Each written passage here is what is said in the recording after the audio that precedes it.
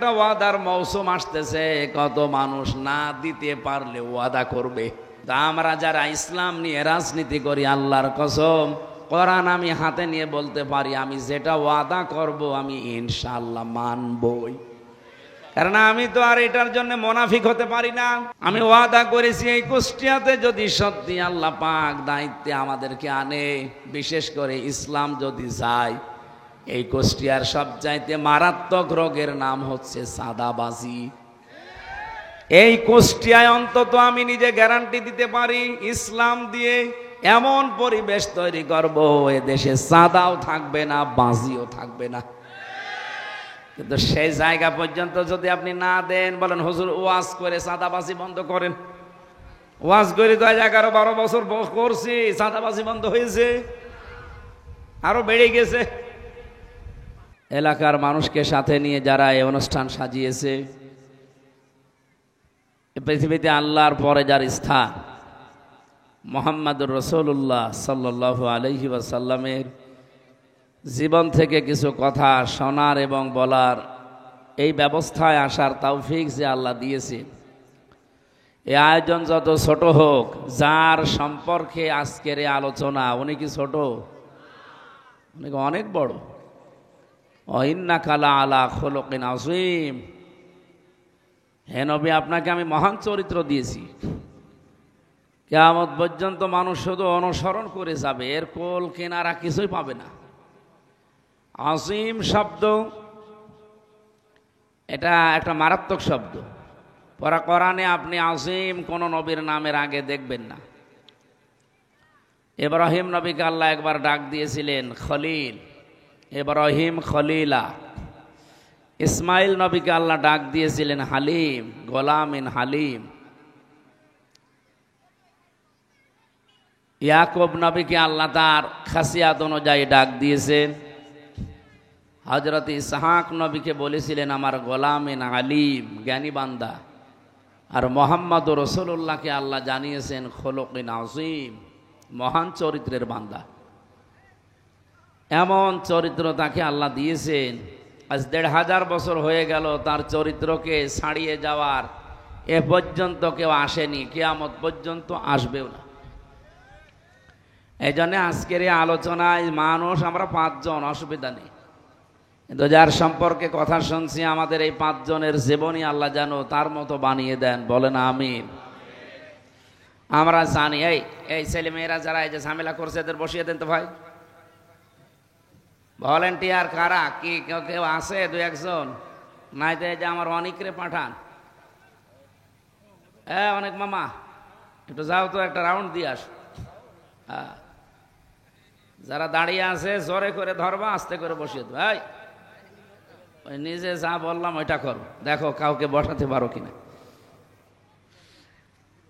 আমরা হাদিসের পাতা থেকে জেনেছি যে পৃথিবীতে যদি কেউ 3টা জায়গায় সময় ব্যয় করে, কিয়ামতের দিন এই সময়ের হিসাব আল্লাহ নেবেন না। সুম্মা লা তুসআলুন্না ইয়াওমাইযিন আনিন নাঈম। প্রত্যেকটা জিনিসের হিসাব আল্লাহর কাছে দেওয়া লাগবে। নাকি আপনি মনে করছেন যে আমাকে আল্লাহ অনর্থক বানিয়েছে, আমার পেছনে সামনে কেউ নেই? ইয়াহসাবু আন্না মালাহু আখলাদা কাল্লা লা ইউমবাদান্না ফিল হুতামা ওয়া মা আদরাকা মাল হুতামা। এরকম বহু আয়াত দ্বারা প্রমাণিত এটা। মানুষ অনেকে মনে করে ইয়াহসাবু আন্না ইল্লাম ইয়াকুন ইয়ারাহু আহাদ, এরকম একটা আয়াত সূরা বালাদের ভেতরে আছে। সে কি ধারণা করে, মনে করে যে তাকে দেখার মতো কেউ নেই, সে এড়া ঘোড়া। বাংলা অর্থ হচ্ছে সে ছাড়া ঘোড়া। না আফাহাসিবতুম আন্নামা খলাকনাকুম আবাসা ওয়া আন্নাকুম ইলাইনা লা তুরজাউন।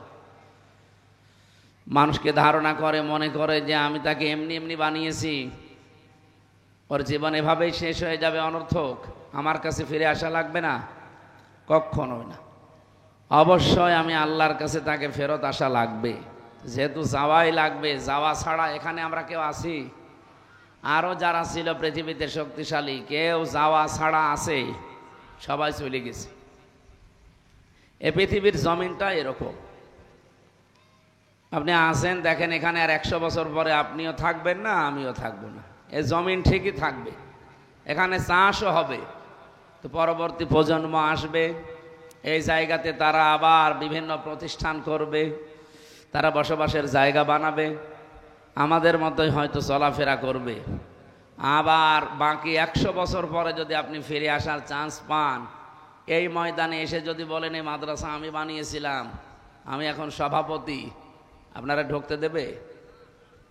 আপনি কি কথা শুনতেছেন? এইটার নাম দুনিয়া। এই জন্য ফিরে যখন যাওয়াই লাগবে, হিসাব যখন দেওয়া লাগবে, আমাদের উচিত হচ্ছে হাদিস যেটা, যে 3টা জায়গায় কেউ যদি সময় ব্যয় করেন আল্লাহ ওই হিসাবটা বাইরে রাখবেন। তার 1 নম্বরে যদি কেউ কোরআনের পেছনে সময় ব্যয় করে। আমরা কোরআনের পেছনে সময় ব্যয় করছি না? আজকে যে তেলাওয়াতকৃত আয়াত সূরা আরাফের আমরা প্রায় 5 ভাগের 1 ভাগ পড়েছি, এর উপরে আমরা আলোচনা করব ইনশাআল্লাহ। ক্লাস আকারে আজকে 45 মিনিট থেকে সর্বোচ্চ 50 মিনিট আমরা কথা বলতে চাই, যেন এখান থেকে এই একটা ক্লাসে কিছু নিয়ে আমরা জীবনে কাজে লাগাতে পারি। আল্লাহ তৌফিক দেন, আমিন। দ্বিতীয় নম্বরে, আপনি যদি মা বাবার বৈধ কাজে কিছু খরচ করেন, কিয়ামতের দিন আপনার জবাব দেওয়া লাগবে না আল্লাহর কাছে। হ্যাঁ, মা বাবা বলছে বাবা আমার তো ভালো লাগছে না, একটা ডিশ অ্যান্টিনা লাগিয়ে দাও, তো আপনি দিলেন, এটার জন্য কোনো হিসাব দেওয়া লাগবে না নাকি? বৈধ কোনো কিছু যদি বলে, তাহলে আপনার সাধ্য মতো আপনি অবশ্যই তার পেছনে খরচ করবেন। কারণ আল্লাহর আইন মানা ফরজ, মা বাবার আইন মানা কি না? ফরজ না। তাদের সেবা করা ফরজ, তাদের পেছনে খরচ করা ফরজ। মা বাবার আইন মানা কিন্তু ফরজ না। আইন মানা শুধুমাত্র ফরজ কার বলেন তো? হ্যাঁ, এজন্য মা বাবার সেবা করা আল্লাহর আইন মানার মতোই ফরজ। এজন্য সাধ্য যাদের আছে তাদের কিন্তু খরচ করা উচিত মা বাবার পেছনে। আপনি হিসাব ছাড়া যদি তাদের বৈধ কাজে খরচ করেন, আল্লাহ আপনাকে দুনিয়াতে হিসাব ছাড়া নিয়ামত দেবে। কালকে বাড়ি যেয়ে খেয়ে সুবহানাল্লাহ বলবেন। আপনি কথা বুঝতেছেন কি বলছি? আপনার মা আর বাবার জন্য যদি হিসাব ছাড়া আপনি বৈধ কাজে খরচ করেন, আল্লাহ দুনিয়া আখিরাতে আপনাকে হিসাব ছাড়া নিয়ামত দেবে। আর আপনি যদি মনে করেন কালকে কেবল 150 টাকা দিলাম, এখন আবার 50 টাকা চাই, মানে আরে ও ভাই, ও যদি অবৈধ কোনো কাজে আপনি দেখেন যে বাবা দিলে বিড়ি খাবে, টাকা দেওয়ার দরকার নেই। যদি দেখেন যে আমার বাবা একটু হালকা লাল পানি খায়, এই গাছা খায়, এরকম দিলেই ও খরচ করবে, এই জায়গায় দেওয়ার দরকার নেই, তাহলে আপনার গোনা হবে না। তো বৈধ কোনো কাজ যেগুলো শরীর সুস্থ রাখার জন্যে, অসুখ হয়েছে তার সেবা করার জন্যে, চিকিৎসার জন্যে, এরকম কোনো কাজে যদি কেউ সম্পদ খরচ করে, ওটা হিসাব ছাড়া করলে আপনাকে হিসাব ছাড়া নিয়ামত দেওয়া হবে। আল্লাহ যেন আমাদের সবাইকে তৌফিক দেন। এমনকি হাদিস হচ্ছে গীবত করা তো হারাম, নাকি হারাম না? কিন্তু ওই সন্তানের নাম ধরে গীবত করা বা জনগণের কাছে সতর্ক করা জায়েজ আছে, যেই সন্তান তার সামর্থ্য থাকার পরও তার নিজের মা বাবাকে দেখে না, খরচ দেয় না। এরকম বহু সন্তান দেশে আছে না নেই? এরকম বহু সন্তান দুনিয়ায় যেন আরো তৈরি হয়, যেন তৈরি হয়, এরকম একটা ব্যবস্থা সামনে করছে অনেকে, আপনি চিন্তা করতে পারবেন না। এই গত 2-3 দিনে কি ঘটে গেছে আপনি জানেন? বাংলাদেশের প্রাইমারি যত স্কুল আছে সেখানে নাচের যে শিক্ষক, গান শেখাতে হবে এরকম শিক্ষক নিয়োগ দেওয়া হয়েছে অলরেডি। শরীর চর্চা কিভাবে করা লাগে এগুলোর জন্য অলরেডি শিক্ষক নিয়োগ দেওয়া হয়েছে। কিন্তু 1 থেকে 5 পর্যন্ত, এই যে পেছনে প্রাইমারি, 92% মুসলমানের এই দেশ, এখনো পর্যন্ত একটা ধর্মীয় মাওলানা শিক্ষক নিয়োগ দেওয়া হয়নি। এটা কোন ষড়যন্ত্র আপনি টের পাচ্ছেন? আপনি বলছেন এ আর কি, এ আর কি মানে আগামী 10 বছর পরে এই সন্তানের বয়স হবে কমপক্ষে 16 বছর, কারণ 6 বছরে স্কুলে যাচ্ছে, 10 বছর। এই জন্য বাধ্য হয়ে দেখবেন বড় যত হবে আপনার থেকে ওর দূরত্ব তত বাড়বে। বড় হওয়ার পরে আপনাকে হয় আলাদা করে দেবে, নাই বৃদ্ধাশ্রমে রেখে আসবে। এটা একটা গভীর ষড়যন্ত্র, আর এটা করাচ্ছে দাদারা। এর পেছনে যদি আর একটু কলকাঠি নাড়ে কেউ, সেটা হচ্ছে এই সাদা সাদা চামড়ার যারা আছে তারা। এই জন্য যিনি দায়িত্বে আছেন ডক্টর মোহাম্মদ ইউনূস, 2 নবীর নাম কিন্তু আপনি নিয়েছেন, মোহাম্মদ একটা আর একটা কি। আমরা তো এক নবীর নাম লিখি যে মোহাম্মদ আমির হামজা, তাও মাঝে মাঝে লেখা হয় না, একবারে মুফতি আমির হামজা। আর আপনি 2 নবীর নাম নিয়ে বসে আছেন। আপনারা আমার সামনে 5 জন কি 20 জন ওটা দেখার দরকার নেই। এই যে কি রহমান কাতিবিন আছে না, জায়গা মতো পৌঁছিয়ে দেবে। এই জন্যে বলছে যিনি দায়িত্বে আছেন সর্বোচ্চ, এদেশের জনগণের আকাঙ্ক্ষা আপনি টের পাচ্ছেন কিনা জানি না। আমরা আলেম যারা আছি আপনাদেরকে সতর্ক করছি, আপনারা নির্বাচনের তারিখ অলরেডি দিয়েছেন ফেব্রুয়ারির 12 তারিখ, এরপরে হয়তো আপনারা থাকবেন না। তা আশা করব আপনি এমন কিছু কাজ বাংলাদেশের জন্য করেন যেন মুসলমানদের অন্তরে আপনি চির অমর হয়ে থাকতে পারেন। আমরা চাই, আপনি গানের শিক্ষক দিয়েছেন, শরীর চর্চার শিক্ষক দিয়েছেন, আমরা প্রতিবাদ করি নাই, দেন আপনাদের যদি থাকে ওইরকম দেন। কিন্তু 92% মুসলমানের দেশে আমরা চাই 1 থেকে 5 পর্যন্ত প্রাইমারিতে একজন মাওলানা দেওয়া লাগবে। বলেন, ছোটবেলায় যদি ওরা না শেখে বড় হয়ে শিখবে? সে সময় পাবে? আমি ছোটবেলায় যখন কোরআন মুখস্থ করেছিলাম মাদ্রাসায়, ওই সময় আমার মাত্র 6 মাস 10-12 দিন সময় লেগেছে কোরআন মুখস্থ করতে। এখন আমার 1 পৃষ্ঠা দেন, 1 পৃষ্ঠা লাগবে 1 বছর। তাও একদিক থেকে পড়বো আর একদিকে ভুলে যাব, কারণ সেই মেধা এখন আর আছে? আমি ওই সময় থাকতেই কোরআনের আয়াত, পারা, পৃষ্ঠা, লাইন এগুলো মুখস্থ করেছিলাম, আমার আজও আয়ত্তে আছে। এখন আমি একটা হাদিসের ইবারত মুখস্থ করতে গিয়ে আমার ঘাম ছুটে যাচ্ছে, একদিকে পড়ি আর একদিকে ভুলে যাই। কারণ একটা মানুষের বয়স থাকে মুখস্থ করার, সব সময় মুখস্থ হয় না। যে সময়টা তারা এগুলো শিখলে মনে থাকবে, সেই সময়টায় আপনি তাকে গান শেখাবেন, নাচ শেখাবেন, শরীর চর্চা শেখাবেন। অত আস্তে আস্তে এই 5 বছর থেকে 10 বছর আপনার কাছে থাকবে, শেষ পর্যন্ত আল্লাহকে তো ভুলে যাবে, আল্লাহর পরে যে আপনার মা বাবার স্থান সেইটাও ভুলে যাবে। এজন্য আমরা ইমিডিয়েটলি জানাচ্ছি, যারা দায়িত্বে আছেন আপনারা এই কাজ করে যান, নয়তো মুসলমানদের অন্তর থেকে আপনারা উঠে যাবেন। এটাকে শুধু আমির হামজার দাবি না, আমাদের সকলের দাবি।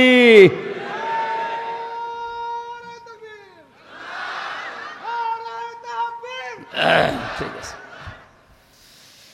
সম্মানিত কুষ্টিয়াবাসী, এই জন্য আমি মন থেকে কথাগুলো বলছি, কারণ মা বাবার কাছে সন্তান এবং সন্তানের কাছে মা বাবা আছে, সম্মান মর্যাদা পাওয়া দরকার, এখন আস্তে আস্তে উঠে যাচ্ছে।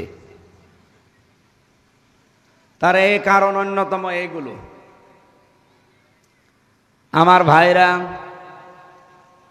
আল্লাহ রাব্বুল আলামিন যেহেতু নিয়ে যাবেন তার কাছে, এই জন্যে আমাদের উচিত শিক্ষা ব্যবস্থায় যতদিন মা বাবা সম্পর্কে গুরুত্বপূর্ণ কোনো তথ্য আমাদের শেখানো না হয়, বিভিন্ন আলেমদের মুখে, বিশেষ করে ওয়াজ মাহফিলে, তাফসির মাহফিলে, মিলাদ মাহফিলে, মসজিদের খুতবায়, যেখানে যতটুকু পান নিজে পড়াশোনা করে হলেও অন্তত আপনার বিবেক তো সায় দেয় যে আমার মা বাবা আমার আপনজন, তাই না? এতটুকু অন্তত মেনে চলার চেষ্টা করেন। আশা করছি আগামীতে কিয়ামতে যেদিন আপনি উঠবেন, মা বাবার পেছনে খরচ করার কারণে এই সম্পদ, এই সময়ের হিসাব আল্লাহ নেবেন না। 3 নাম্বারে যারা পৃথিবীতে জিহাদের ময়দানে কাজ করে, আপনি যদি সরাসরি যেতে পারেন ভালো, যদি না যেতে পারেন যারা করছে তাদের পেছনে আপনি সমর্থন জানাবেন, পেছনে থাকবেন, তাদের পেছনে আপনার সময় এবং সম্পদ খরচ করবেন। আমার তো এখন যতটুকু দৃষ্টি, সারা বাংলাদেশ আমি ঘুরছি, আমি দেখছি সবচাইতে বড় জিহাদ বাংলাদেশে এখন বাতিলের সামনে টিকে থাকা। আগে তো কাফেরের সামনে ছিলাম, এখন আছি মুনাফিকের সামনে। এ পৃথিবীতে কাফেরের চাইতে সব চাইতে ভয়ঙ্কর শত্রু কিন্তু মুনাফিক। এটা তো আমি বানালাম নাকি? কোরআনে কারিমে সূরা নিসা 140 নম্বর আয়াতের শেষের দিকে আছে, ইন্নাল্লাহা জামিউল মুনাফিকিনা ওয়াল কাফিরিনা ফি জাহান্নামা জামিআ। অবশ্যই আমি আল্লাহ জাহান্নামে একত্রিত করব, আগে মুনাফিকদের, এরপরে কাফেরদের।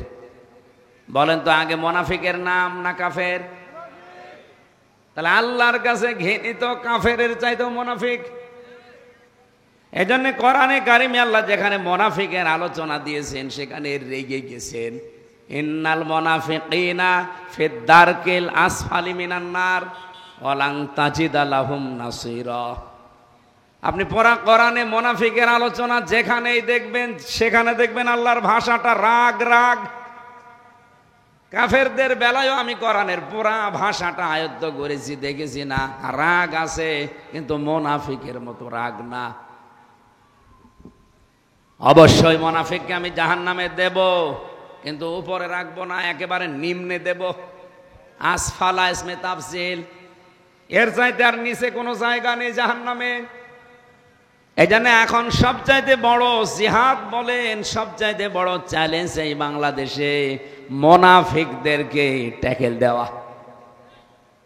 কাফের তো সরাসরি বোঝা যায় যে ও সরাসরি কাফের, কিন্তু মুনাফিকরা দোমুখী সাপ হয়। ও সামনে এসে বেশ ভালোই কথা বলে, পেছনে যে শিকড় কেটে দেয়। আর আমার তো মনে হচ্ছে বাংলাদেশে এই সংখ্যা অনেক বেশি, যদিও এখন কমতেছে। নবীজি ইন্তেকালের আগে কথা জানিয়েছেন যে আমার উম্মতের ভেতরে মুনাফিক এই যে শব্দটা, এটা কোনো কাফের, মুশরিক, ইহুদি, খ্রিস্টান, মাজুসি, যত জাতির লোক দুনিয়ায় বাস করে, কোন জাতির ভেতরে আপনি মুনাফিক পাবেন না। মুনাফিক তৈরি হয় শুধুমাত্র আমার উম্মত বলে যারা দাবি করে এই মুসলমানদের ভেতরে।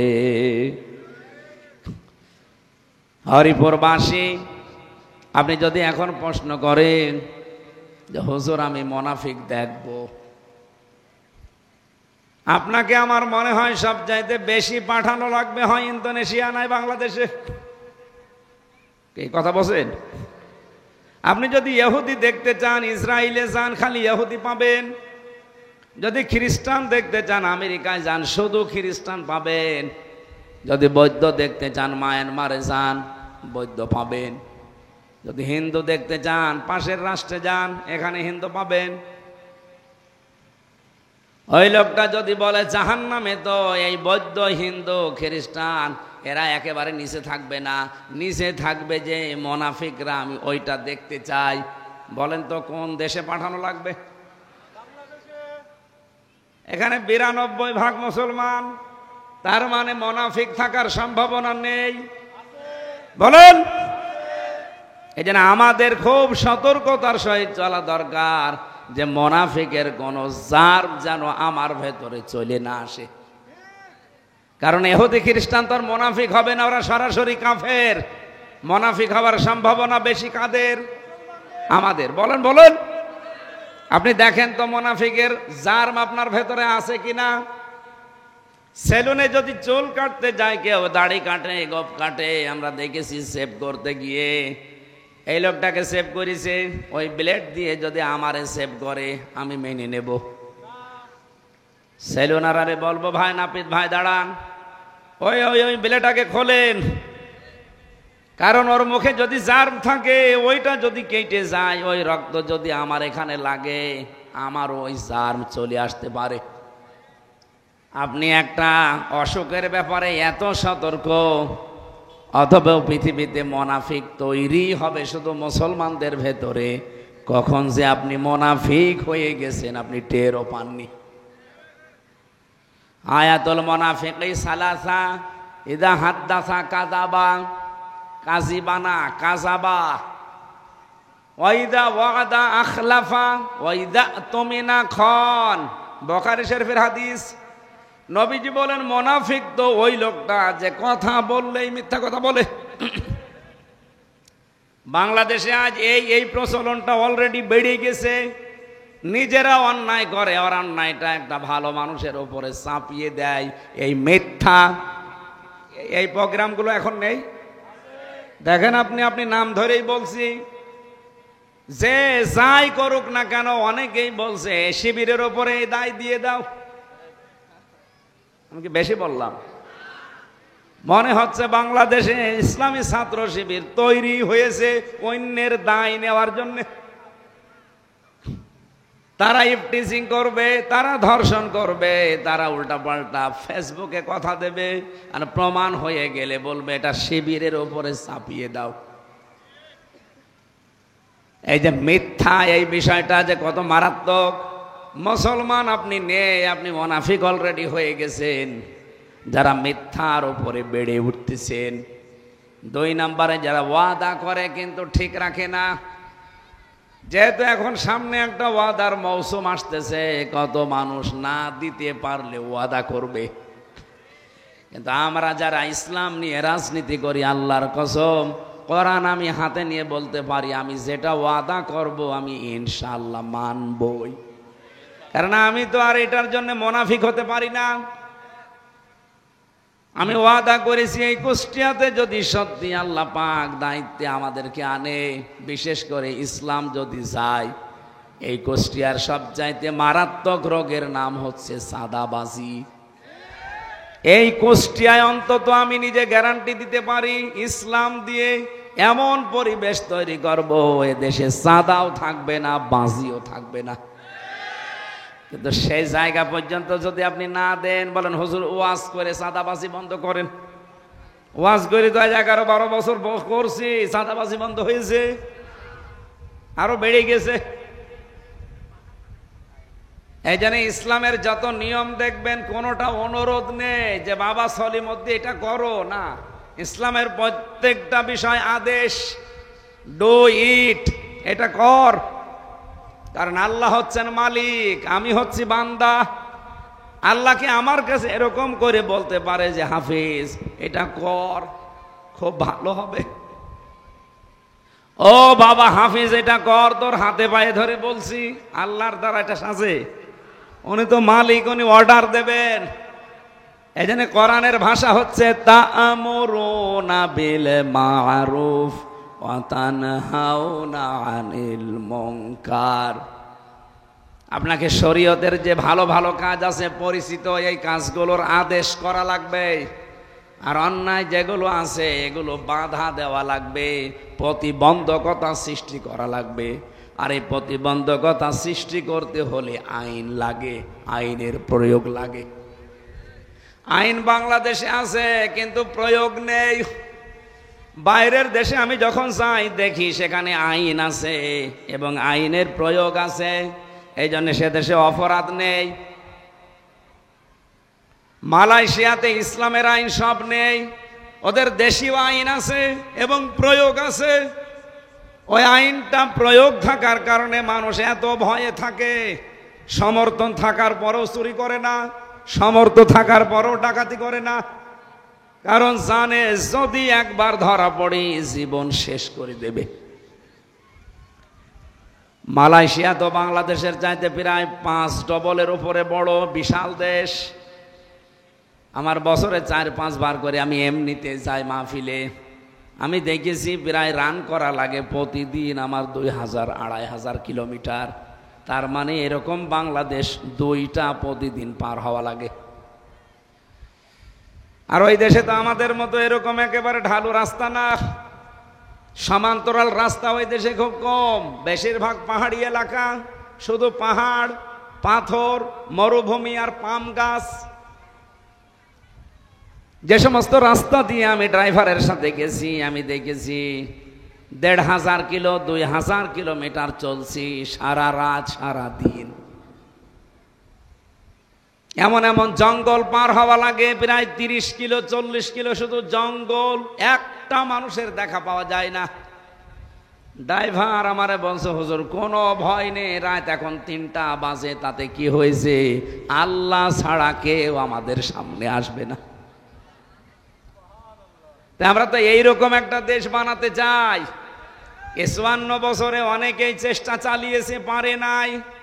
এবার পারবো ইনশাআল্লাহ ইসলাম দিয়ে। কি কথা বলো না কেন? ইসলাম দিয়ে পারা যাবে না? সৌদি আরবের মক্কা থেকে মদিনা প্রায় 470 কিলোমিটার পথ। তার মানে আপনি এখান থেকে যদি কুষ্টিয়া থেকে শুরু করেন কমপক্ষে নোয়াখালী, এ বিশাল ডিস্টেন্সের পথ যখন আমরা গিয়েছি, আমি নিজে দেখেছি রাত 2টা 3টা 4টা বাজছে, ড্রাইভার তেলাওয়াত করছে আর যাচ্ছে, কোনো চিন্তা তার মনের ভেতরে নেই। মিশরি ড্রাইভার মন খুলে তেলাওয়াত করছে রাত 2টার সময়, আল মালু ওয়াল বানুনা জিনাতুল হায়াতিদ দুনিয়া ওয়াল বাকিয়াতুস সালিহাতু খায়রুন ইনদা রাব্বিকা সাওয়াবাও ওয়া খায়রুন আমালা। বলেন আল্লাহু আকবার। আমি ড্রাইভারের পেছনে ছিলাম, আমি দেখেছি, আমার মনে হচ্ছে চোখ খুলে রেখেছি, বন্ধ করেছে, বোঝা যাচ্ছে না, ও চালিয়েই যাচ্ছে আর তেলাওয়াত চলছে। অথচ রাত 2টা বাজে 3টা বাজে, কোনো চিন্তা নেই, টেনশন নেই মনের ভেতরে যে সামনে না জানি কোনো ডাকাত এসে পড়ে কিনা, কোনো ছিনতাইকারী আসে কিনা, কোনো চোর এসে আমার আবার ঝামেলা করে কিনা। না, একটাই ভয় তার মনের ভেতরে, আল্লাহর ভয়। সুবহানাল্লাহ বলতে পারেন নাই? যদিও মনে করছেন যে এই কয়জনের সামনে কথা বলি, এ কথা বলার দরকার কি? আরে ভাই, আমার সামনে এখন বাংলার 18 কোটি মানুষ, এই যে এইগুলো সব চলছে লাইভ, সারা দেশের মানুষকেই শোনাতে চাচ্ছে। এবার আমরা ইসলাম দিয়ে দেশটাকে সাজাতে চাই। আপনাদের কাছে আমরা সুযোগ চাই, আপনারা একটু সমর্থন করেন, কারণ এটা এখন জিহাদের ময়দানে আছি আমরা। আপনার কাছে যাই মনে হোক, আমরা কিন্তু জিহাদি মনে করছি। বদরের ময়দান দেখিনি আমরা, উহুদের ময়দান দেখিনি। এবার হক আর বাতিলের যেভাবে লড়াই আরম্ভ হয়েছে, এবার মনে করবেন বাংলাদেশে এই নির্বাচনটা বদরের উহুদের মতোই। কারণ যেভাবে যারা কথা বলা আরম্ভ করেছে, ইসলাম থাকবে কি থাকবে না, এটার একটা চ্যালেঞ্জ আসতেছে। বদরের ময়দান যেমন ছিল যে ইসলাম থাকবে কি থাকবে না, ওখানে পরাজয় হলে ইসলাম শেষ, আর যদি জয় লাভ করে ইসলাম টিকে যাবে। এই জন্য নবীজি বারবার দোয়া করছিলেন বদরের ময়দানে, রব্বুল আলামিন আজকে আমার যা সামর্থ্য ছিল এই 313 জন নিয়ে আমি কিন্তু চলে এসেছি, ওরা আমাদের এগেনস্টে এসেছে প্রায় 1000-এর উপরে। আজকের যে দৃশ্য তুমি তো জানো, যদি আজকে আমরা পরাজিত হয়ে যাই, ইসলাম কিন্তু আর থাকবে না। সুতরাং তোমার কাছে আমি বারবার সাহায্য চাচ্ছি। আমার এই সাহাবীগুলো যদি আজ টিকে না থাকে, সব বিদায় নেয়, আমি কিন্তু একা আর পারবো না। আল্লাহ পাক সঙ্গে সঙ্গে 1000 ফেরেশতা নাজিল করেছেন। আমরাও যদি সত্যি এবার ওই ময়দান মনে করে, কারণ ওদের কথাবার্তা শুনে আমি বলছি, যারা বলে শরিয়া আইন আমরা বিশ্বাস করি না, যে মানুষগুলো যেন মৌলবাদী মাথা ছাড়া দিয়ে উঠতে না পারে, আপনি কি মিন করেন? আমরা কি থাকবো না থাকবো না, সেটা আপনাদের কথাবার্তারাই বুঝে ফেলেছি যে এটাই আমাদের মরণ, কামড় দেওয়া লাগবে, এটাই আমাদের শেষ। ইসলাম নিয়ে তো দূরের কথা, জীবন নিয়েও টিকে থাকা কঠিন হয়ে পড়বে। এই কারণে এবার আমার মনে হয় এদেশে যারা হালকা ইমানদার, তারা পর্যন্ত জোট বেঁধে ফেলেছে যে এবার সব দেখা শেষ, ইসলামের বাংলাদেশ। এটা চান কারা কারা দেখি? লিল্লাহে তাকবীর। সব হাত তুলেছে না কিছু মানুষ হাত তোলেনি? ঠিক আছে, আলহামদুলিল্লাহ। আমি জানি এখানে কোনো মুনাফিক, কোনো কাফের আসে নাই, আর ওগুলো আসবেও না। ওরা আরো বিরোধিতা করেছে সে 1500 বছর আগে, এখনো করছে, ভবিষ্যতেও করবে। সুতরাং কাফের মুনাফিক আমার কোনো দরকার নেই, ইমানদার 5টা হলে ওইটাই যথেষ্ট। 313 জন নিয়ে যদি 1000-এর মোকাবেলা করা যায়, বাংলাদেশের জরিপ এখন 18 কোটির ভেতরে 7 কোটি 20 লাখ মানুষ চাচ্ছে দেশে ইসলাম কায়েম হোক। সুতরাং যতই নড়াচড়া করেন মামা, মাথা কিন্তু ধরা হয়ে গেছে। যতই নড়াচড়া করেন কিছুই হবে না। এরপরে বহির্বিশ্বের বিশেষ করে মুসলিম দেশগুলো এবং খ্রিস্টান দেশ যারা আছে, আমি হিসাব করে দেখলাম, লা তাজিদান্না আশাদ্দান নাসি আদাওয়াতাল লিল্লাযিনা আমানুল ইয়াহুদা ওয়াল্লাযিনা আশরাকু ওয়ালা তাজিদান্নাহুম আহরাসান নাসি আলা হায়াতি ওয়া মিনাল্লাযিনা আশরাকু। দুইটা আয়াতে আল্লাহ কথা দিয়েছেন একরকমই, কিন্তু বক্তব্যটা আলাদা। রব্বুল আলামিন বলেন, হে নবী, আপনি দেখবেন দুনিয়াতে মুসলমানদের জঘন্যতম শত্রু একটা ইহুদি আর একটা মুশরিক। তুলনামূলকভাবে তারা দুনিয়ার প্রতি সবচাইতে বেশি আসক্ত। আপনি দেখেন তামাম পৃথিবীতে সবচাইতে বেশি থাকার সেই রকম ব্যবস্থা করে রেখেছে হয় ইহুদিরা নয় মুশরিকরা। হ্যাঁ, আপনার কাছাকাছি আপনি পাবেন মাঝে মাঝে, সব সময় না, খ্রিস্টানদের। এরপরের আয়াতে দেখবেন নাসারা শব্দটা আছে। নাসারা মানে কি? খ্রিস্টান। খ্রিস্টানদেরকে আপনি একটু কাছাকাছি সাহায্যের হাত পাবেন। সুতরাং আজ বিশ্বের দিকে তাকালে আমরা দেখতে পাচ্ছি আমেরিকা এটা খ্রিস্টান। আমেরিকা কি বলেন বলেন? আগস্টের 5 তারিখের আগের খবর বাদ দেন, এরপরে যেভাবে এরা ইসলামপন্থী মানুষগুলোর সাথে মিশতেছে আর এদের কাজকর্মগুলো অবলোকন করছে, এরা অলরেডি বুঝে ফেলেছে যে পৃথিবীকে শান্ত করতে হলে ইসলামেরও বিকল্প এখন আর কিছু নেই। এই জন্য অনেক খ্রিস্টান যারা দেশ চালায় তাদের দায়িত্বশীল মানুষগুলোকে দেশের ইসলামপন্থী মানুষদের কাছে পাঠাচ্ছে। কই, ওদের কাছে তো পাঠায় না। আপনি কথা বুঝতেছেন? এই জন্য হীনমন্যতায় ভুগবেন না। না না জানি কি হয়ে যায়, যদি আবার না আসে তাহলে ঘরে থাকতে পারবো তো। আপনি ঘরে থেকে কি করবেন? আপনি ঘরে থেকে কি করবেন বলেন? আর আপনার এরকম মন তৈরি হয় কেন যে হবে কি হবে না? মানে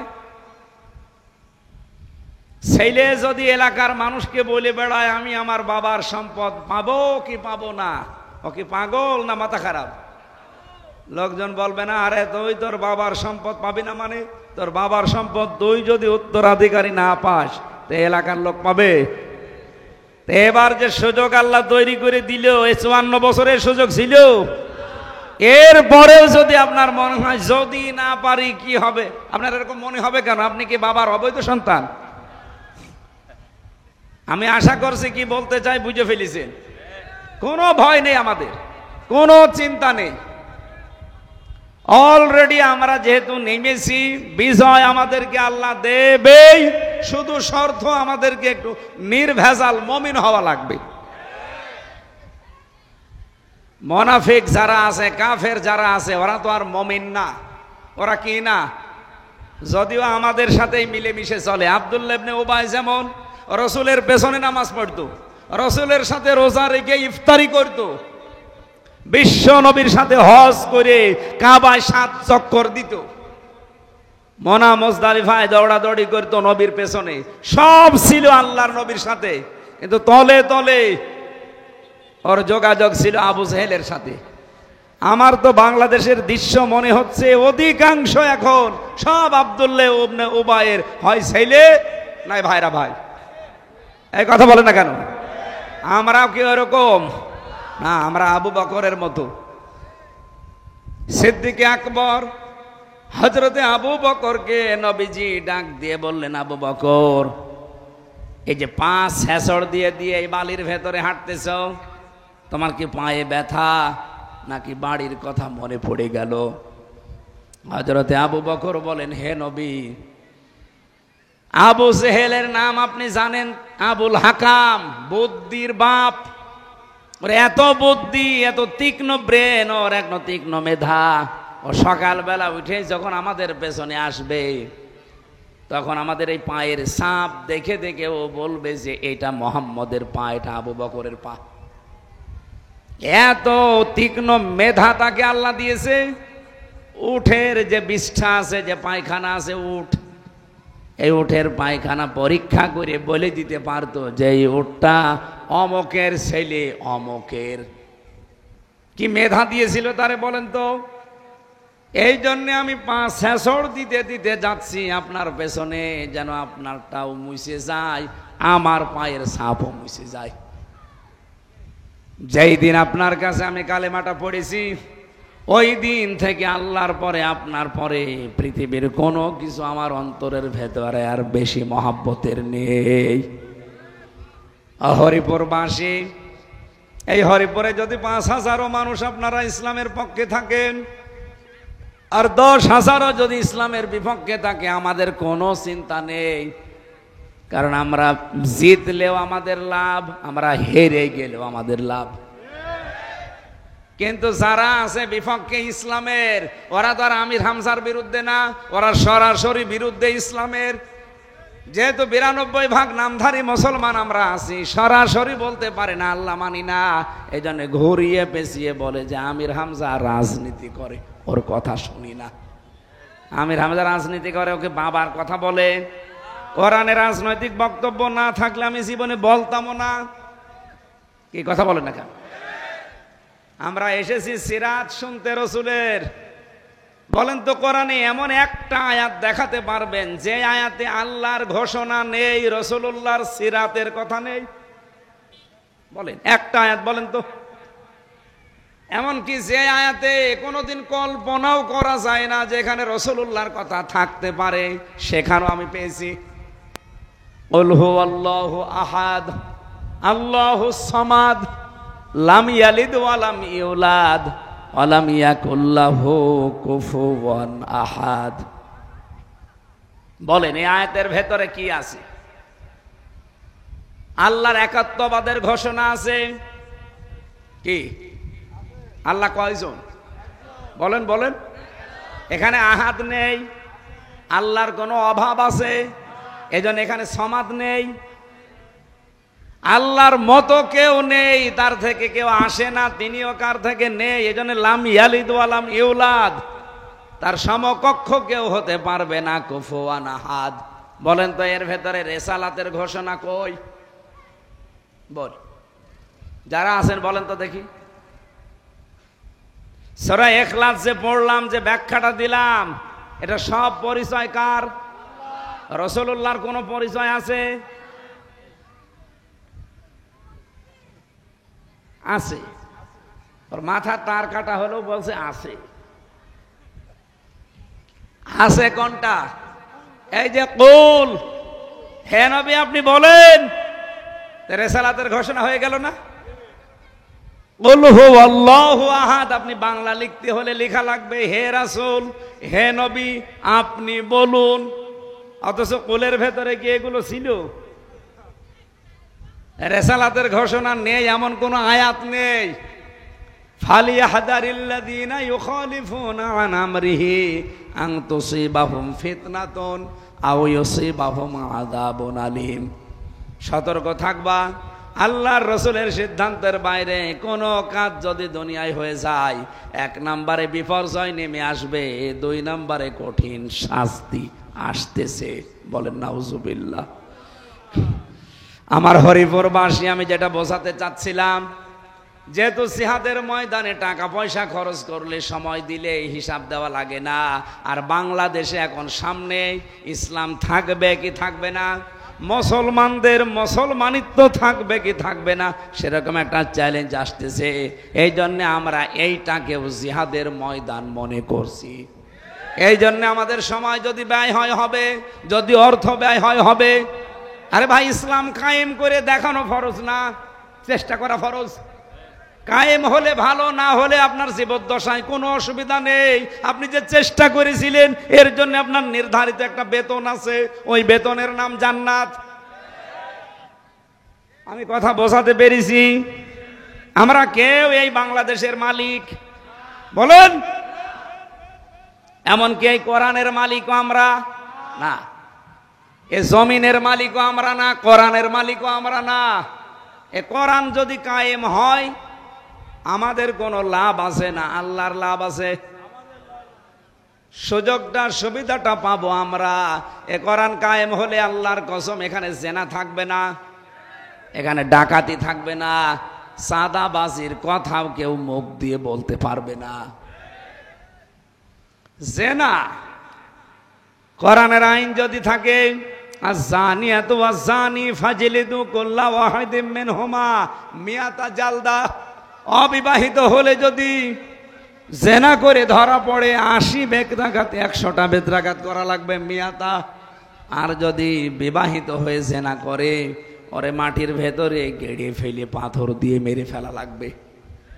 সৌদি আরবে আমার নিয়ে গিয়েছিল গলা কাটা মসজিদে, ওই যে জেনা করলে যেখানে গলা কেটে ফেলে ওই মসজিদে গিয়েছিলাম দেখতে। সৌদি আরবে প্রকাশ্যে, গোপনে যদি কিছু থাকে, ও প্রকাশ্যে কোনো জেনা নেই এই কারণে, কারণ একবার যদি কোনো কায়দায় ধরা পড়ে যায়, সে যেই হোক তার খবর আছে। বাংলাদেশে এরকম একটা বিচার আপনি একটু দেখান, আমার মনে হয় ছেলেদের সে স্বপ্ন দোষ বন্ধ হয়ে যাবে। জেনা করা তো দূরের কথা, কারণ কোন রোগের কোন ঔষধ আমরা যদি নাও জানি, যিনি বানিয়েছে তিনি জানে না, উনি ভালো করে জানে। এই জন্য জিহাদের এই ময়দানে আপনি আজকে সামনে যদি এরকম পরিবেশ আসে, আপনার সময় আপনার সম্পদ আপনি নির্দ্বিধায় খরচ করবেন। কিয়ামতের দিন আল্লাহ যখন হিসাব নেবে, এইটা হিসাবের বাইরে রাখবে। এই জন্য সারাটা জীবনই যেন হয় কোরআনের পেছনে, নাই মা বাবার পেছনে, নাই জিহাদের ময়দানে যেন ব্যয় হয়। বলেন আমিন। জিহাদ মানেই কিন্তু শুধু মারামারি করা না, শুধু তরবারি নেওয়া না, শুধু অস্ত্র হাতে নেওয়া না। আপনি যে একজনের সাথে ইসলামের কারণে একটু বাক বিতনটা করলেন, একটু উচ্চ স্বরে কথা বললেন, এইটাও জিহাদ। কথা বুঝতেছেন?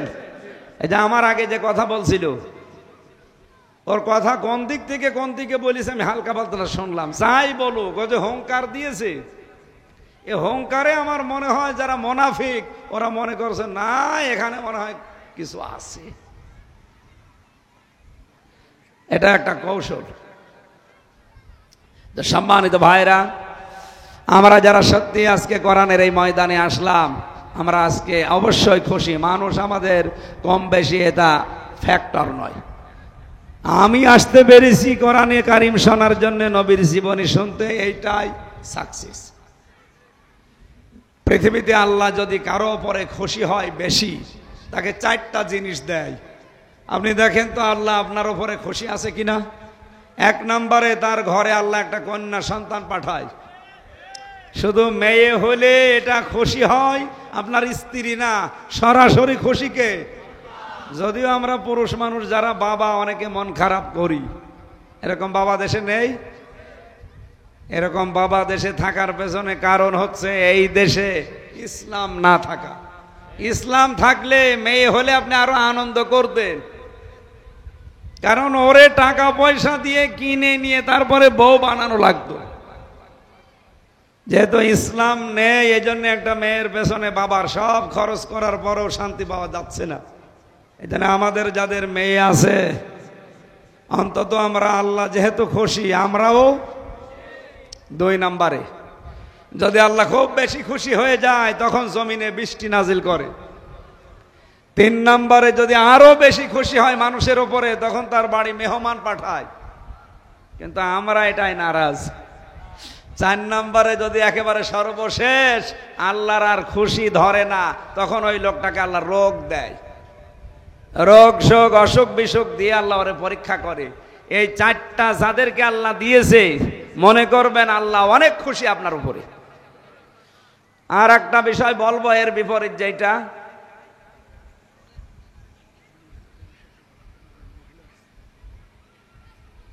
আমি তো আন্দাজে বললে আবার বানানো বলা হয়ে যাবে। হাদিস তিরমিজি শরীফ, আল্লাহ রাব্বুল আলামিনের নবী বলেন, এই পৃথিবীতে আল্লাহ সব চাইতে বেশি নারাজ হয় যখন, কিন্তু বান্দা ওইটা পেয়ে সব চাইতে খুশি। আর আল্লাহ সব চাইতে বেশি নারাজ। তার 1 নম্বরে হচ্ছে যৌতুক। আমারে মামা, অনেক মামা বলছে নাউজুবিল্লাহ, ওর কয়দিন পরে বিয়ে, ও তো ধরা খাবে। হ্যাঁ, আলহামদুলিল্লাহ। তাহলে আল্লাহ সব চাইতে বেশি বেজার হয়ে যায়, নারাজ হয়ে যায়। আর মানুষ বেশি বেশি খুশি হয় কয়টা কারণে? চারটা। কয়টা? আর 1 নম্বরে যৌতুক যেখানে হয় আল্লাহ নারাজ হয়ে যায়, কিন্তু ওই বর এবং বরের বাবা খুশি। 2 নম্বরে বিশ্ব নবী জানিয়েছেন আল্লাহর সব চাইতে আরো বেশি নারাজ হয়ে যায় ওই সময় যখন দেখা যায় মানুষ বসে বসে গীবত করে। এটা তো নেই নাকি? 3 নম্বরে বেশি আল্লাহ আরো বেশি যখন নারাজ হয়, রেগে যায়, কিন্তু মানুষ খুব আনন্দ পায়, খুশি হয়। 3 নাম্বার কারণ হচ্ছে মিথ্যা কথা বলা। এটা 3 নাম্বারে এসেছে। 4 নাম্বারে পেয়েছি আমি, এটা আমার মনে হয় না বলাই ভালো। এলাকায় এটা নেই। 4 নম্বরে আল্লাহ সব চাইতে বেশি রেগে যায় তখন, কিন্তু মানুষ খুশি। সুদ। এলাকায় সুদ আছে? অনেক মানুষ দেখা যায় টাকা ছেড়ে রাখে, 1000 টাকা দেয়, 1 মাস পরে নেয় 1100 টাকা, তার মানে 100 টাকা বেশি। আপনি ইন্টারেস্ট বলেন, লাভ বলেন, যাই বলেন, এটা কিন্তু মায়ের সাথে জেনা করার শামিল। আল্লাহ যে রেগে যায় সবচাইতে বেশি এই একটা কারণে। সুতরাং এলাকায় যারা এই কাজে আছেন, আপনি থেমে যান, এখন ছেড়ে দেন। রব্বুল আলামিন বলেন আযারু মা বাকিয়া মিনার রিবা ইন কুনতুম মুমিনিন। সুদের সম্পর্ক যার সাথে যার আছে ছেড়ে দাও, যদি মুমিন বলে দাবি করো। সুতরাং মুমিন বলে আল্লাহর কাছে যদি আপনি টিকে থাকতে চান, সুদ নামে এই ভয়ঙ্কর অপরাধ ছেড়ে দেওয়া লাগবে। যদিও এই দেশে এখন আমরা পারছি না। এটা পারা যাবে ওই সময় যখন এই দেশে যাকাত ভিত্তিক অর্থনীতি কায়েম হবে, ব্যাংকগুলো সব ইসলামী শরিয়া আইন অনুযায়ী চলবে। তখন আপনি চেষ্টা না করলেও টাইট হয়ে যাবেন, আপনি পারবেন না। বলে ব্যাংকে সুদ ছাড়া চলে, সৌদি আরবে চলছে না, আফগানিস্তানে চলছে না, ব্যাংক চলে না সুদ ছাড়া, ওদের তো চলছে কি করে? এই দেশেও চলবে। খালি ইসলামকে নিয়ে এসে দেন, ও কিভাবে চালাতে হয় সব নীতি ওর কাছে আসে। ওর কাছে বায়ে সালাম আছে, বায়ে ইস্তেসনা আছে, বায়ে মুআজ্জাল আছে, বায়ে ওয়াহেদা আছে। আপনি বেচা কিনা করবেন, কিন্তু এই সিস্টেমগুলো মেনে নেন। মোশারাকার সিস্টেম দেবে ব্যাংক, মোদারাবা দেবে, মোরাহাবা দেবে, এগুলো সব ইসলামী ব্যাংকের নিয়মে আছে। কিন্তু বাংলাদেশে অন্য কোনো ব্যাংকিং ব্যবস্থাই নেই। কিন্তু ইসলামী ব্যাংকও 100% পারছে না, কারণ ওনারা আবার বাংলাদেশ ব্যাংকের সাথে কারবার করা লাগে। কিন্তু বাংলাদেশে যদি ইসলাম দিয়ে চলে, তখন বাংলাদেশ ব্যাংকও কি দিয়ে চলবে? বলুন বলুন। আল্লাহ সব চাইতে বেশি রাগান্বিত হয়ে যায় এই সুদের সাথে জড়িত হলে। অথচ আমরা ছোট বড় কম বেশি সবাই ডাইরেক্ট ইনডাইরেক্ট এর সাথে আমরা জড়িত। তার মানে আল্লাহ আমাদের উপরে খুশি না নারাজ? এই যে 4-8টা জিনিস বললাম, আল্লাহ সবচেয়ে বেশি খুশি হয় ওই 4টা জিনিস দিতে পারলে। আর এই 4টা জিনিস মানুষ আরম্ভ করলে আল্লাহ সবচাইতে বেশি নারাজ হয়। আল্লাহ আমাদেরকে ওই 4টা জিনিস পেয়ে আনন্দ করার তৌফিক দিন, আর এগুলো ছেড়ে দিয়ে খুশি থাকার সুযোগ দেন। বলেন আমিন। সূরা আরাফের 157 নম্বর আয়াতের প্রথম অংশে ছিল আল্লাযীনা যারা ইয়াত্তাবিউনার রাসূলান নাবিয়্যাল উম্মিয়া, এই পৃথিবীতে অনুসরণ করবে এমন একজন নবী, এমন একজন রাসূল যার পরিচয় এখানে আল্লাহ 3টা দিয়েছেন। 1 নম্বরে তিনি ছিলেন আল্লাহর রাসূল, 2 নম্বরে তিনি ছিলেন নবী, 3 নম্বরে তিনি ছিলেন উম্মি। দ্বিতীয়, এই পৃথিবীতে অন্য কোন কিতাবে নবীদের নাম আল্লাহ এত ব্যবহার করেননি, অথচ আমাদের নবীর নাম তাওরাতে, ইনজিলে, জাব্বুরে সবচাইতে বেশি ব্যবহার করেছে। আল্লাহ বলেন যেমন তেমন ভাবে না, আল্লাযী ইয়াজিদুনাহু মাকতুবান, লিখিত অবস্থায় দিয়েছি। তাওরাতে মুসা নবীর নাম যদি থাকে 100 বার, মুহাম্মদ রাসূলুল্লাহর নাম আল্লাহ দিয়েছেন 1000 বার। ইনজিলে যদি ঈসা নবীর নাম থাকে 5 বার, মুহাম্মদ রাসূলুল্লাহর নাম আছে 50 বার। জাবুর কিতাবে দাউদ নবীর নাম যদি 10 জায়গায় পান, মুহাম্মদুর রাসূলুল্লাহর রিসালাতের ঘোষণায় দেওয়া আছে 100 জায়গায়। এজন্য আল্লাযী ইয়াজিদুনাহু মাকতুবান ইনদাহুম ফিত তাওরাতি ওয়াল ইনজিল। আমি এমন একজন নবীর অনুসরণ করতে তোমাদেরকে বলছি, যেই নবীর লিখিত, যেই নবীকে লিখিত অবস্থায় আমি আল্লাহ তার মর্যাদা বাড়াতে তাওরাতে, জাব্বুরে, ইনজিলে আমি আল্লাহ লিখে দিয়েছি। সুতরাং আমরা যারা আলোচনা শোনার জন্যে, জীবনী শিক্ষা নেওয়ার জন্য আজকে বসেছি এখানে, উনি আমাদের মতো সাধারণ মানুষ না, যেমন তেমনও মানুষ না, উনি হচ্ছে অসাধারণ মানুষ। রব্বুল আলামিন নিজের পরে যার স্থান দিয়েছেন, আমি এটা আদাবুল মুফরাদে পড়েছিলাম, বিশ্বনবী জানিয়েছেন, এই পৃথিবীতে কোনো মানুষ যদি আমার পাঠানো সর্বশেষ নবী মুহাম্মদুর রাসূলুল্লাহর আদর্শ বাদ দিয়ে অন্য কারো আদর্শ যদি গ্রহণ করে দুনিয়ায় চলে, ও মারা যাওয়ার পরে ওর কোনো হিসাব আমি নেব না, বিচারও করব না, বিনা হিসাবে বিনা বিচারে লোকটা জাহান্নামী। কত শক্ত কথা চিন্তা করেন তো বাংলাদেশের জন্য। এই হাদিসটা আমার মনে হয় যদি এই দেশের সাথে আমি মিলাই, বহু মানুষের কপালে অলরেডি আগুন লেগে গেছে, যেহেতু তারা আদর্শ হিসাবে রাসূলুল্লাহকে মানে না, তাদের আদর্শ হয়েছে অন্য কেউ। এটা রেকর্ড হচ্ছে, ছড়িয়ে যাচ্ছে। যারা যারা শুনছেন, আপনার বিবেকটা কাজে লাগানে হাদিসটার দিকে তাকিয়ে। এরপরেও যদি কারো বিবেকে কাজ না করে, আমার আর কিচ্ছু করার নেই। এই কোরআন শরীফ দিয়ে আপনার কিছুই হবে না, বুখারী শরীফ দিয়েও হবে না, আপনার লাগবে বাকারি শরীফ। কি শরীফ? আমাদের এই হরিপুর কি সদর থানার যিনি আমির আছে, ওনার নাম কি? শরীফ। ওনার নামের আগে শুধু একটা বাকারি যোগ করে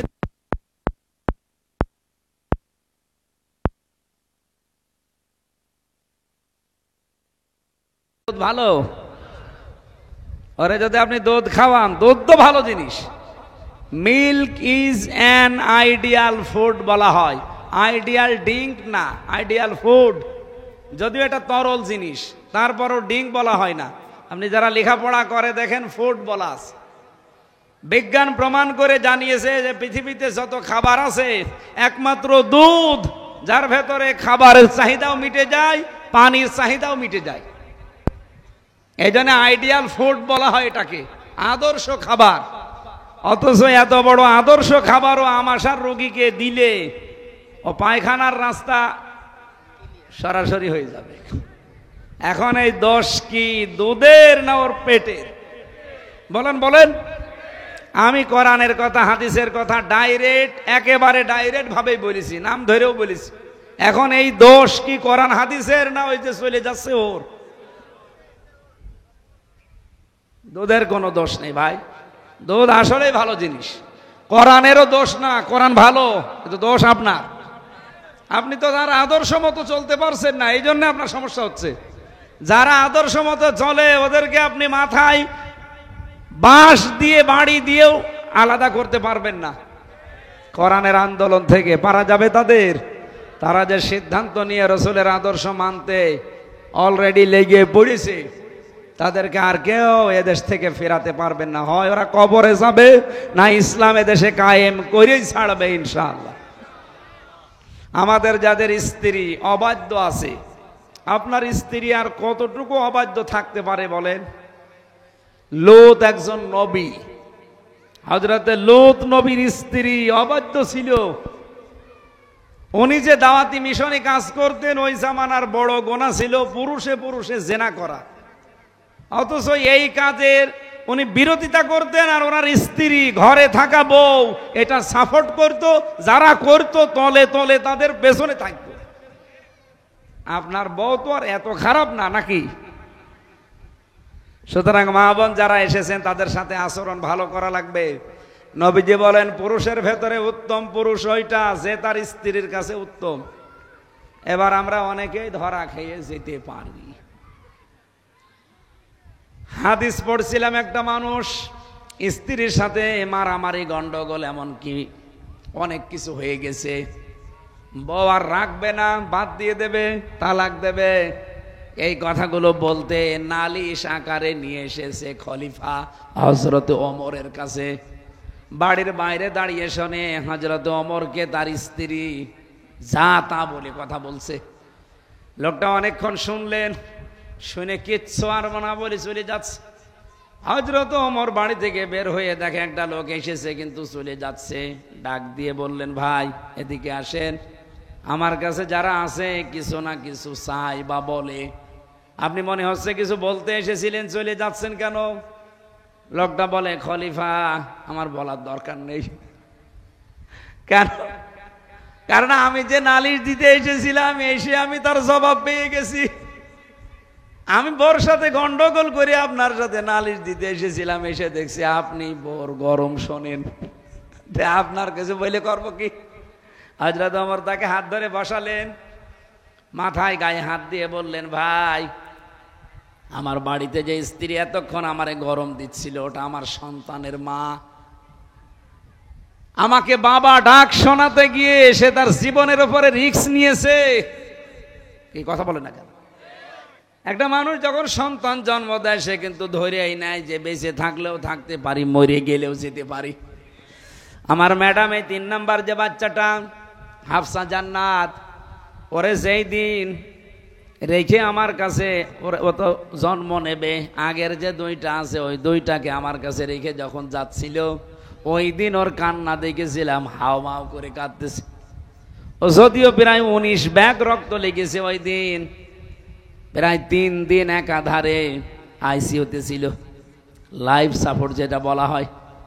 আমি ধরেই নিয়েছিলাম সবাই যে না আর মনে হয় ফিরবে না, ডাক্তাররা পর্যন্ত আশা ছেড়ে দিয়েছিল। তার মানে ওরা এই নিয়ত নিয়ে যায়। আমারে বারবার বলছিল যে 2টা মেয়ে রেখে গেলাম, এরা যেন এতিমের মতো না থাকে, আমি যদি ফিরে না আসি। মানে ওরও বিশ্বাস যে ফিরে নাও আসতে পারি। তার মানে এত বড় একটা রিস্ক নিয়ে যেই মেয়েটা আপনাকে বাবা ডাক শুনিয়েছে, সে মেতরের কাজ পর্যন্ত করে এই বাচ্চাদের জন্যে, এত কিছু কষ্ট যে সহ্য করছে, তা তার একটু গরম শুনলে সমস্যা কি? তাই বলে আজকে থেকে মেয়েরা মনে করছে পাওয়ার পেয়ে গেলাম, দরকার হয় গায়ে হাত তুলবো না। সম্মানিত মা বোনেরা, এই পৃথিবীতে আল্লাহর পরে যদি সেজদা দেওয়া জায়েজ থাকতো, নবীজি কিন্তু স্বামীর নাম জানিয়েছে যে স্বামীর পায়ে সেজদা দেওয়ার হুকুম দিতাম। কত বড় সম্মান আল্লাহ তাকে দিয়েছেন, আপনি টের পেয়েছেন? স্বামীর অনুমতি ছাড়া নিজের বাড়িতে, স্বামী যাদের পছন্দ করে না এরকম মানুষকে বাড়িতে ঢুকতে দেওয়াও জায়েজ নেই। পাশের বাড়ির একজন দেবর আছে, চাচাতো, স্বামী তারে দেখতে পারে না, তার সাথে সম্পর্ক ভালো না, অথচ স্বামী বাইরে চলে গেলে আপনি তারে বাড়িতে ঢুকতেও দেন, গল্পও করেন, বাকি কাজ নাই নাই বললাম। এরকম বহু দেশে নেই? ও যদি সারা জীবন নামাজ পড়ে, স্বামী যেটা চাই না আপনি ওইটা চাইলেন কেন? এই জন্য আপনার নামাজ কবুল হবে না। এই একজন বলল ঠিক, তার মানে ও ধরা খেয়েছে। আল্লাহ জানে ওকে অন্তত ধরা আর না খাওয়ায়।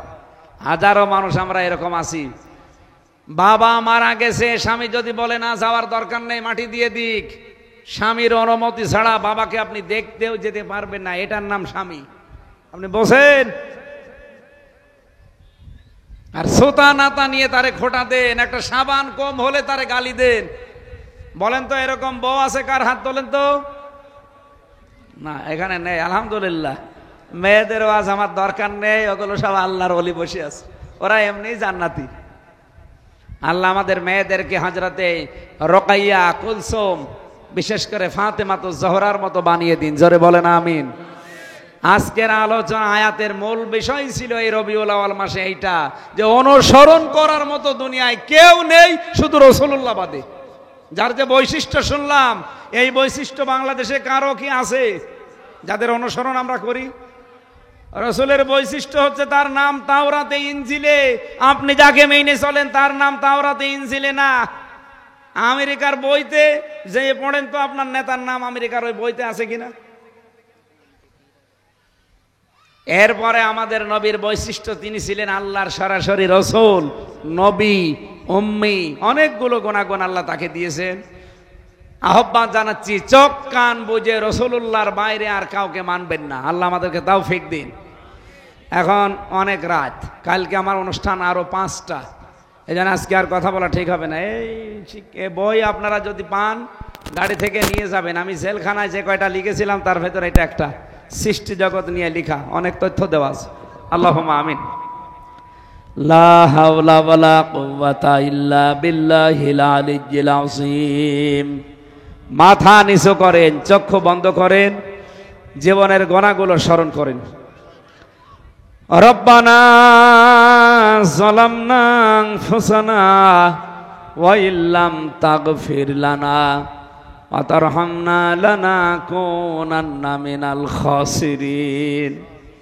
রব্বুল আলামিন, তোমার নবীর জীবনী থেকে তার আদর্শ মেনে নেওয়ার যে গুরুত্ব আমি শুনেছি, বলেছি, যতটুকু শুনলাম মেনে চলার সুযোগ করে দাও। আজকের এই আয়োজনটা যত ছোট হোক আর বড় হোক, তোমার নবীর খাতিরে তুমি কবুল করো। যতগুলো মানুষ আমরা এসে বসে আছি, বিশ্ব নবী ছাড়া আজকে থেকে সিদ্ধান্ত নিয়েছি কারো আদর্শ মানি না, মানব না। সকলে বলেন মানি না, মানব না। আমিন। রব্বুল আলামিন, আমরা ওয়াদা যারা করেছি এই দুনিয়াতে ওয়াদা ঠিক রাখার সুযোগ করে দাও। সম্মানিত মা বোনদেরকে তুমি খাদিজার মতো, আয়েশার মতো বানাও। পরিবারে যাদের শান্তি নেই, আমরা জানি এই এলাকায়, এই শহর এলাকায় বহু মানুষ স্বামী স্ত্রীর ভেতরে শুধু অভাবের কারণে দ্বন্দ্ব বেঁধে আছে, অশান্তি আছে। আল্লাহ অভাবগুলো দূর করে দাও, স্বভাবগুলো ভালো করে দাও। আমরা যারা অসুস্থ আছি, এই গরিব এলাকার মানুষেরা, আল্লাহ আমাদের শেফায়ে কামেলা আজেলা নসিব করো। যে রোগ শোকগুলো দিয়েছো আল্লাহ, তুমি আমাদেরকে বাঁচাও। বড় কোনো মারাত্মক রোগে আমাদেরকে ফেলে দিও না। যে ছোটখাটো রোগগুলো তুমি আনন্দ পেলে, খুশি হলে দান করো, এগুলো দিয়ে আমাদের গুনাহগুলো তুমি মাফ করে দাও। এ মাহফিলটা সাজাতে যারাই চেষ্টা করেছে তাদের এই টাকা পয়সাগুলো কবুল করে নাও। এই মাদ্রাসাটা দিনের মার্কাজ হিসাবে তুমি মঞ্জুর করো। প্রশাসনের যে ভাইগুলো আজকে এসেছে আল্লাহ, তাদের উপরে খাস রহমত নাজিল করো। বারাকাল্লাহু লানা ওয়া লাকুম ফিল কোরআনিল আযীম। আলহামদুলিল্লাহি রাব্বিল আলামিন। লা ইলাহা ইল্লাল্লাহু মুহাম্মাদুর